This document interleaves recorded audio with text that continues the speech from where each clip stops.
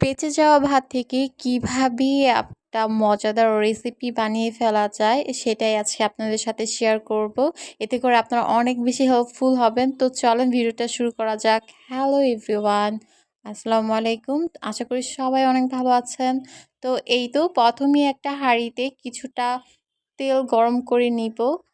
আর হচ্ছে এই পাশে হচ্ছে আমি কিছুটা মাংস মেরিনেট করে রেখেছিলাম। এখানে আমি মুরগির মাংস নিয়েছি। আপনারা চাইলে গরুর মাংসও নিতে পারেন, তবে মাংসটা আগে থেকে ভেজে নিতে হবে। এতে করে মাংসটা সিদ্ধ হওয়ার যে ব্যাপারটা সেটা হয়ে যায় আর কি। তো এই তো মাংসটাকে আমি ভালোভাবে ভেজে নিচ্ছি। তারপর একটু উপর থেকে কিছুটা চিংড়ি মাছও আমি দিয়ে দিয়েছি। সব একসাথে ভালোভাবে ভেজে নিতে হবে। তো এই তো বলতে বলতে ভাজা হয়ে গিয়েছে। এখন হচ্ছে একটু পেঁয়াজ কুচি আর হচ্ছে মরিচ দিয়ে দিলাম। আর এরপর হচ্ছে এই পর্যায়ে ভালোভাবে এই সব কিছু একসাথে ভালোভাবে মিশিয়ে একদম ভাজা ভাজা করে নিতে হবে।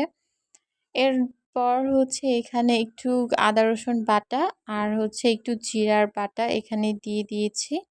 তো দিয়ে এটাকে আবারও সুন্দর করে এটাকে একদম ভাজা ভাজা করে নিতে হবে, কারণ আদাটা একটু বেশি ভাজতে হয়।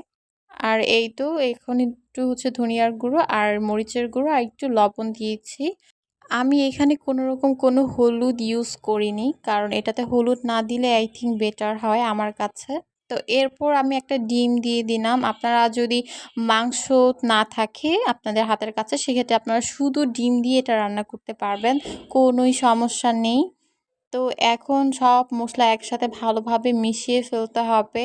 আর এই ভাতটা কিন্তু এখন আর দিয়ে দিব আমি। আর একটা কথা বলে রাখি যে আমাদের রাত্রে ভাত খাওয়ার পর অনেক ভাত বেঁচে যায়, তখন সকালে সেই ফ্রিজের ঠান্ডা ভাত আমাদের পানি ভাত হিসেবে খেতে হয় বা অনেক সময় নষ্ট হয়ে যায়। তো ওই ভাতগুলো পানি ভাত হিসেবে না খেয়ে এভাবে করে কিন্তু খেলে অনেক বেশি ভালো হয়।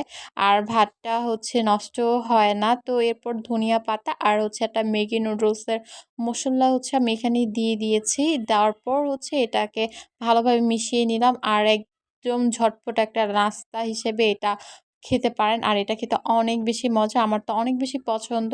আর এই খাবারটা কিন্তু ছোটরা অনেক লাইক করবে। চাইলে কিন্তু এটা টিফিনেও দিতে পারেন বা সকালের নাস্তা হিসেবেও রাখতে পারেন। তো আমার ভিডিওটা সবার কেমন লেগেছে অবশ্যই কমেন্টস করে জানাবেন। আল্লাহ হাফিজ।